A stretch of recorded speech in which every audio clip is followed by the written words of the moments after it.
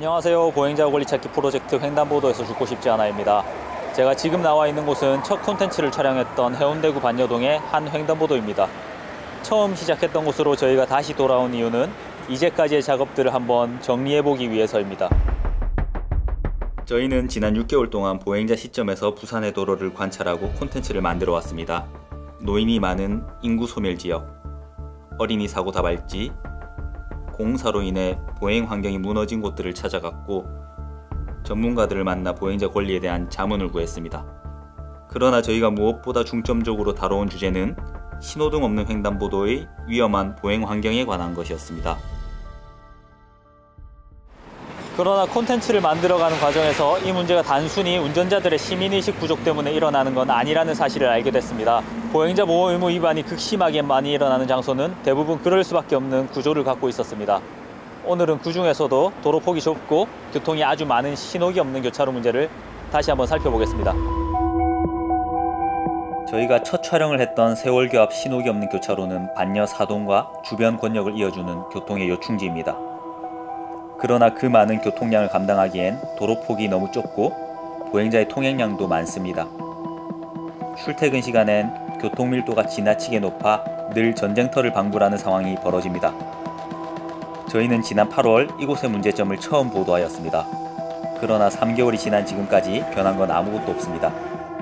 민원은 수십 년간 끊임없이 제기되고 있지만 돌아오는 건 교통 정체 때문에 해결 방법이 없다는 답변뿐입니다. 지난 8월에는 제가 이곳을 지나다 교통사고 현장을 직접 목격하기도 했습니다.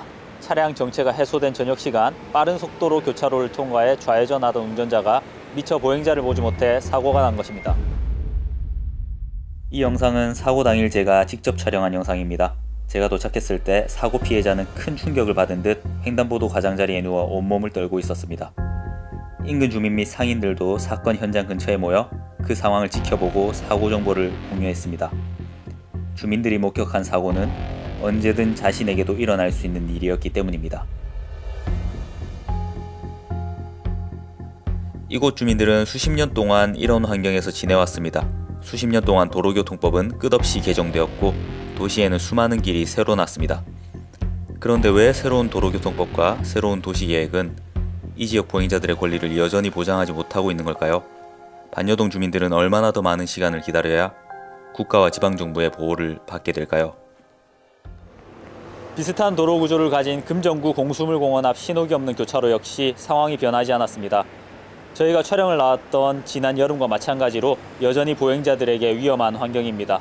학교가 밀집되어 있는 곳이라 뒤에 보이는 것처럼 학생들의 하교 행렬이 이어지는 시간엔 매일매일 위태로운 광경이 펼쳐집니다. 이곳에 사는 주민들의 얘기를 들어보면 자신들이 산 동안 이 도로는 늘 위험한 환경이었다고 얘기합니다. 부곡동 주민들도 그동안 많은 민원을 넣었지만 도로 폭의 한계 때문에 신호기를 설치할 수 없다는 답변만이 돌아왔다고 했습니다. 그러나 주민들이 제기한 민원은 무조건 신호기를 설치해달라는 것은 아니었습니다. 어떤 방법이든 좋으니 최소한 지금보다는 안전한 보행 환경을 보장해달라는 것이었습니다. 어떤 위험한 도로가 도로교통법이 수차례 개정되는 시간을 거치면서도 변함없이 보행자에게 위험한 환경이라면 그건 더 이상 운전자들의 잘못이라고 할 수 없습니다. 구조적으로 나쁜 환경을 수십 년간 내버려둔 지자체 행정의 실패입니다. 한국 보행자 사망사고의 40%는 횡단보도 안에서 벌어집니다. 이제는 도로 폭이 너무 좁고 교통량이 지나치게 많은 무신호 교차로들을 점검해보아야 합니다. 그 작업이 늦어지면 우리는 또 이웃들의 죽음을 손 놓고 바라보게 될 겁니다. 여기까지 횡단보도에서 죽고 싶지 않아였습니다.